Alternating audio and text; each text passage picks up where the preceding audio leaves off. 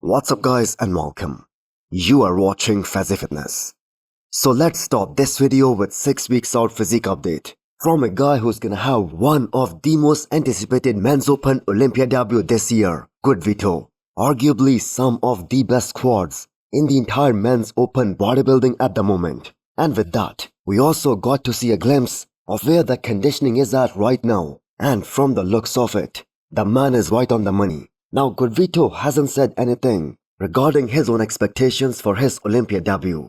But if there is someone out there who should get the status of being the dark horse for this year's Mr. Olympia, especially among the new guys who are going to be stepping on this year's Olympia stage, that is 100% goodvito. So he's a very big, a very wide, and to top it all off, a very aesthetic bodybuilder. And we all know taking up a lot of space, especially on the Olympia stage, that is of the utmost importance if you want to stand out. I mean, even if we look at the past, guys like Charles Griffin, who was one of the most shredded guy in that men's open class, and he was very complete front to back, top to bottom, with no missing body parts, but he just wasn't wide enough. He did not take up a lot of space, and that is one of the main reasons why he never placed higher than top 10. Now goodvito on the other hand has got everything, the size, the conditioning, the width, so we are expecting him to show up way harder and way drier than what we saw from him earlier this year at the Arnold Brazil, the show that he won to secure his Olympia spot. And as a young guy who has been progressing at a very fast pace, his side shots, they are most probably gonna be improved for his Olympia debut in October. That being said, coming back to his update, the wheels front to back, they're looking so goddamn insane, and the man is 100% gonna stand out, no matter who is standing next to. So what are your expectations from goodvito for his Olympia debut? Can he place higher than top 8? Before you scroll or blink too hard, have you subscribed yet? Please don't make me bring out the emotional blackmail. Hit that subscribe button and turn on the bell icon. It's free, it's painless, and that makes me look way cooler than I actually am. So not a single men's physique IFBB pro thinks that Jeremy Akim, the 4 times Olympia champion in men's physique, he can come back and be a contender for this year's men's physique title. And some of them even think that the way the competition has been looking, it's gonna be very hard for him to even place in that top 5. Because we have guys like Ali Bilal, Ryan Terry, Brandon Henriksen, and Aaron Banks. So there is your top 4 right there. Then there is plenty of awesome talent, some great physiques in that men's physique division who are very young and 100% healthy, injury-free, and also very hungry. For instance, Emmanuel Hunter, who was top 4 last year, Edwin Palmeira and Corey Morris, who were in that top 6. So Jeremy is gonna have to fight a very tough battle. But you have to appreciate this latest physique update. His abs have never looked this good at 6 weeks out. And the man is staying way ahead of the schedule to bring a way more competitive package compared to 2023. Now for the record, Jeremy keeps on saying and he keeps on claiming that had he looked the same on the Olympia stage back in 2023 as he looked about 3 to 4 days out of the show, he would have pushed Ryan Terry for the win. And as per him, it was a missed peak, and that is why he came in 8th. I guess we will find out this year and where he lands at his last ever Mr. Olympia. Now that being said, he does have a great legacy in the men's physique division. 4 consecutive Olympia titles, which is still a record even to this day. So he 100% deserves the highest level of respect after he finally gets to compete at his last ever Mr. Olympia.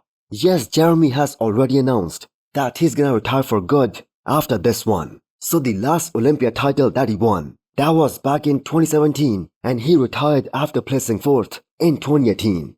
So like 7 years back. And the division and the athletes, they have progressed so much since that time, and the division overall has improved a lot. So he was top 8 back in 2023.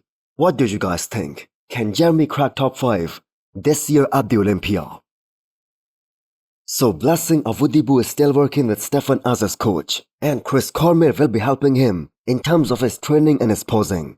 And here the man is checking in at 300 pounds, and that is a very good looking 300 pounds compared to his last off-season. where he kind of did a dirty bulk and he was holding a tons of water at that kind of body weight. So Blessing doesn't intend to do any show in the rest of 2025, which is 100% logical. The fact is he has a very lagging body part. The upper body isn't a problem. The back shots on Blessing, they are simply insane. They are some of the best out there. But the fact is, until he brings up those quads, and that too front to back, he won't be winning any pro shows anytime soon. And his coach Stefan was 100% right when he said that it wasn't a peaking issue and that there is so much difference in the overall muscularity between his upper and lower half. And fixing that isn't a matter of just a few weeks or even a few months, but it's gonna take a fully dedicated off season. So Blessing is gonna come back to the stage sometime next year, and he aims to bring a more complete and a more competitive physique. So the last time he won a pro show, that was back in 2022 when he was working with George Farah. And we have seen so much new talent coming in since that year, and all that new talent that is improving and coming up at such a fast pace. For instance, we just saw this year a guy like Joseph Palacios who simply came out of nowhere and he just surprised everyone. Then we have guys like Jordan Hutchinson who won 2 shows back to back. So time is running fast, especially for a guy like Blessing. So it's now or never for him.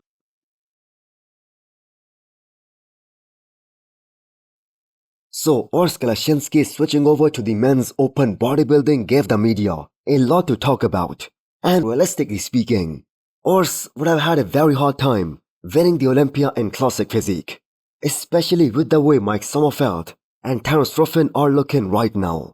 Now, I'm not saying that Urs is gonna win the Olympia in the men's open, but the fact is, in classic, all Urs was doing is losing all that hardened muscle to make the weight cut off, and that too every single year. And regardless of where he places in the men's open, especially at his open debut, this is something that the fans are very much looking forward to. We are finally gonna get to see Urs with an additional of at least 20 pounds of solid muscle, and who knows, maybe 30 pounds. So the last leg training was done today by Urs, and that death face on him is looking very scary.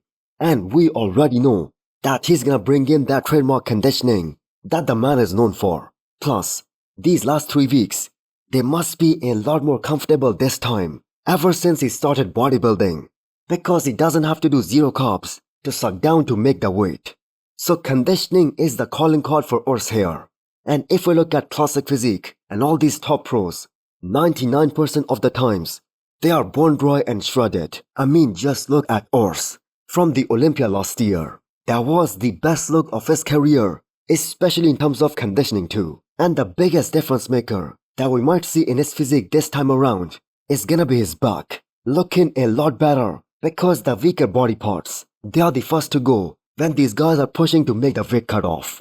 So everyone in the pro ranks, they appreciated his decision to switch over to a bigger division. So are you guys excited for Urs's men's open debut in just over 1 week time now?